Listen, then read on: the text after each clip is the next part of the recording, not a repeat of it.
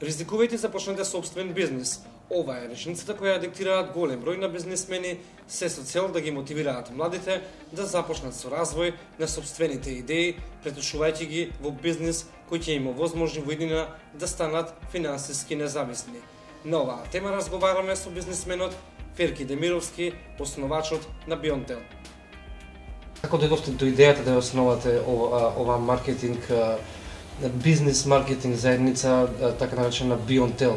Кога започнавте и што беше жртвата која што ја жртвувавте за да го постигнете тоа што денес ги имате?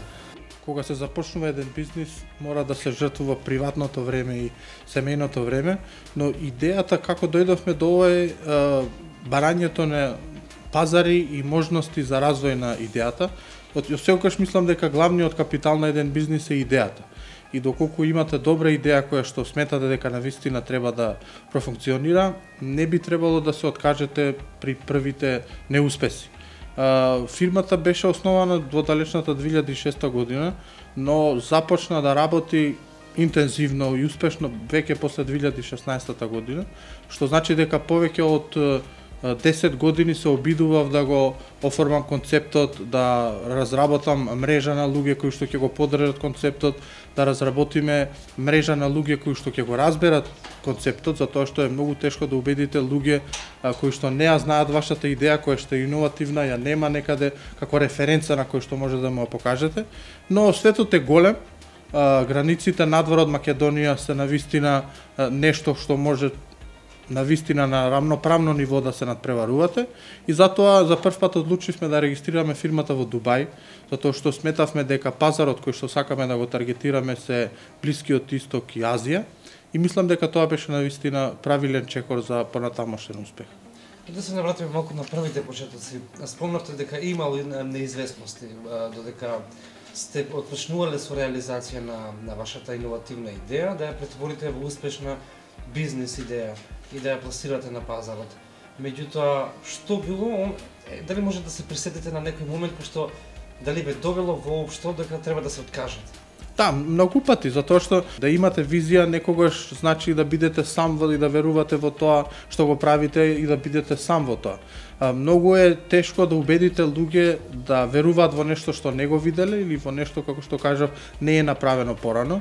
Многу пати сум се откажувал, сум влегувал во други бранши, како што е политиката, невладиниот сектор или било што, но секако на крај се случи по некоја судбинско, причинско последична работа да се заврши и идејата да стане реалност. Како да ги мотивираме младите кога станува збор за развој на културолошката иновација, особено кога ќе се навлезе во некоја компанија, голем дел од студентите го студираат тоа, меѓутоа нема простор за да ги развијат собствените идеи. Што треба да направат, како да се мотивираат? Секогаш се поаѓа од тоа дека треба да се има многу пари за да се отпочне. Дали тоа така? Мислам дека не, парите не се толку секако дека се важни за раст, но за да се започне бизнис, како што претhodно кажав, идејата е најголем капитал. Значи, мислам дека нашите млади навистина имаат тој предприемачки дух, имаат идеи, но многу брзо се откажуваат. Затоа што најчесто таргетираат или погрешни пазари, или сакаат да успеат во местото каде што се. Што и јас можеби неколку пати грешев со тоа што сакав концептот што го имам да биде успешен во Македонија. Но мислам дека младите и новата технологија овозможува да се работи на глобално ниво, да излеземе од локалните граници, да излеземе од локалните надпревари и да се бориме на глобално ниво. Например, во нашата фирма има луѓе кои што работат за нас, но никогаш не дошле во Македонија. Работиме постојано онлайн преку Skype конференции или нудиме производи преку конференции на луѓе кои што никогаш не сме се запознале физички. Значи, во моментот технологијата нуди еден аспект каде што можете да делувате на глобално ниво. Социјалните мрежи, веб страниците и шоповите се места каде што навистина, доколку имате добар концепт, мислам дека е безуспешно да бидете неуспешни. Несомнено многу одамна Маршал Макрон ја најави оваа дигитална револуција, нарекувајќи го светот глобално село. Како може да влезете, каков е пристапот таму? Има ли некакви препреки за човек кој што има некоја идеја, но за да успее да влезе, да кажеме во тоа глобално село треба да поседува некои посебни компетенции или може да се сведе на база на, да речеме, експериментација?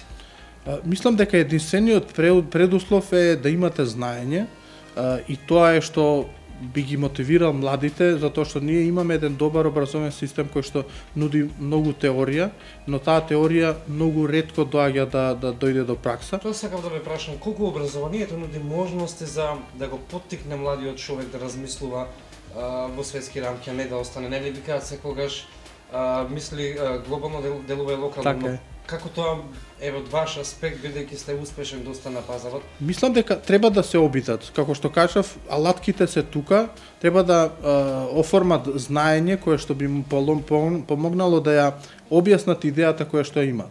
Затоа што тие социјални мрежи имаат некои си предуслови на кој начин треба да се концептира идејата, што идејата ќе придонесе, кој е развојот, кој е импактот кој што се придонесува.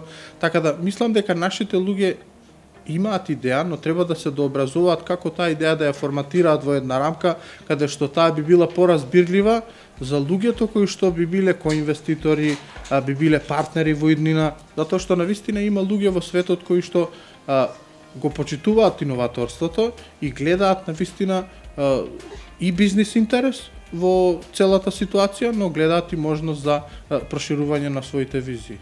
Актуелна беше темата со brain drain, но како сега, ако се вратат тука, има ли можности младите да искористат одредени бенефиции за да отпочнат еден собствен бизнес? Мислам дека има. Јас многу често се среќавам со луѓе од Македонија на конференции кои што не сме се виделе овде никогаш. Сум се сретнал со бизнисмени од Македонија на саем во Сингапур, на саем во Шангај. Луѓе кои што мислат и размислуваат глобално и се исто така релативно млади. Така да мислам дека ние во Македонија треба да го смениме концептот за тоа што државата на нас ни нуди, него ние што можеме да понудиме на државата. Затоа што во моментот мислам дека постои некоја добра клима за развој на бизнис, но очекувањата на нашите луѓе се дека би требало све да заврши некој друг, а ние само да имаме идејата. Не, идејата е само почетокот на еден долг пат каде што ќе треба да се убедуваме и да одиме понатаму. Така да, како што кажав, мене ми треба повеќе од 16 години да стигнеме до производство на еден обичен производ. Така да, колку идејата е покомплексна, може би толку и повеќе време и издржливост и стрпливост треба за да се успева така. Што е што Бионтел го прави уникатен сам по себе и како успеа да се пласира на пазарот? Значи, ние започнавме првично со развој на софтвер, кој што ќе испраќа реклами од интерес на корисникот кој што го користи интернетот. Започнавме прво со социјални мрежи, преминавме на мрежи кои што соработуваме со неколку браусери, за да на крај дојдовме до идејата дека наместо да користиме други алатки, кои што најчесто не ги дозволува опциите кои што нашите производи ги имаат, дојдовме до заклучок дека е најдобро да произведеме наш уред, кој што ќе се вика Бионтел, каде што ќе имаме преинсталирани програми и кои што тие програми ќе нудат можност за добивање на реклами, во некои земји можност за плаќање, како платежни системи. Затоа мислам дека нашиот таргет е оној кој што сметаме дека е најважен и пазарите кои што одлучивме да ги таргетираме се покажа дека како еден прав чекор и еден навистина добар предуслов за успех, а тоа се пазарите на Блискиот Исток и Азија. Во моментот Бионтел се продава во Виетнам, Индонезија, Малезија и Тајланд, во Руанда, Нигерија, Еворикост и секојдневно разговараме со неколку други земји каде што би можеле да влеземе со нашиот производ. Зашто мислите дека одлучивме да влеземе во тие земји? Затоа што кога направивме една анализа на пазарот, видовме дека Европа и регионот се презаситени со високо квалитетни телефони и кога би влегле со еден уред кој што е нов, непознат, не велам неквалитетен, тогаш би имале проблем со пласирање на брендот. Влеговме во земји каде што смарт телефоните се навистина реткост. Многу релативно мал број на луѓе имаат можност да имаат Samsung и iPhone и сметавме дека овој производ ќе има димензијата нормалниот човек да има телефон. Така да во неколку земји нашето мото е People's Phone, значи телефон на обичниот човек. Луѓе кои што користеле аналогна технологија, ако може да кажам, оние старите Nokia со дугмиња, за прв пат да преминат на една технологија што се нарекува паметен телефон, можност за комуникација, во некои земји дури и можност за плаќање преку телефон. Еве, вие како основач на таква компанија, кога последен пат ви дошол некој млад човек за да ви понуди некаква бизнес идеја? Мислам, самиот концепт ми е малку членет со што значи социјално претприемништво, затоа што претприемништвото само по себе не може да биде социјално, затоа што кога двајца партнери соработуваат во нешто, тие подеднакво учествуваат во таа бизнис идеја. Едниот учествува со идеја, другиот учествува со капитал. Капиталот без идеја е ништо, но идејата без капитал е ништо. Така да социјалната димензија дека едниот му помага на другиот, мислам дека во оваа ситуација е ирелевантна, барем во бизнисот. Така да отворен сум, на неколку пати сум кажал, и имаме неколку идеи поддржано на луѓе кои што навистина имале добар бизнис концепт. Сте размислували ли некогаш да отидете, еве да речеме, на Финки, да ги таргетирате тие студенти кои што се успешни, кои што имаат идеи, да ги поддржите со оглед на тоа дека го зародише законот за практиканство? Секако. Соработуваме многу со Универзитетот Финки, имаме неколку студенти кои што изготвија еден дел од апликациите што ги користиме.